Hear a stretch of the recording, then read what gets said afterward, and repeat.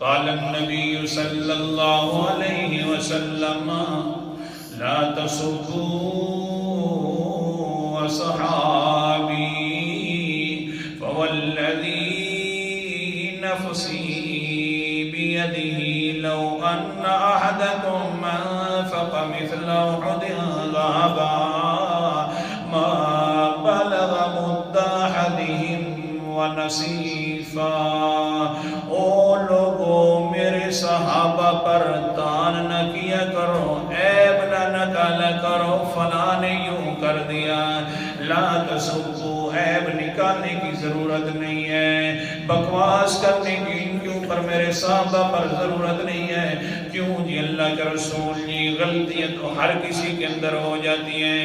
اللہ کے پیغمبر علیہ السلام نے فرمایا فوالذی نفسی بیدی، مجھے اس ذات کی قسم ہے جس کے قبضے کے اندر میری جان ہے.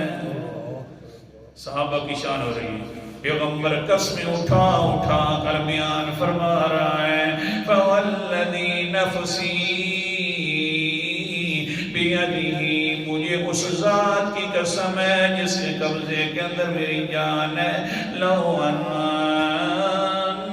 احدکم انفق مثل احد ذہبا، اگر تم احد پہاڑ جتنا بعد کے اندر آنے والے لوگوں میں سے احد پہاڑ جتنا سونا خرچ کر دیں تو میرے صحابہ اگر ایک مٹھی جو خرچ کر دیں، بلکہ ایک مٹھی نہیں آدھی مٹھی جو خرچ کر دیں تو احد پہاڑ جتنا جو سونا خرچ کیا ہوا ہے وہ مقابلہ میرے جو کی مٹھی جتنا نہیں کر سکتے.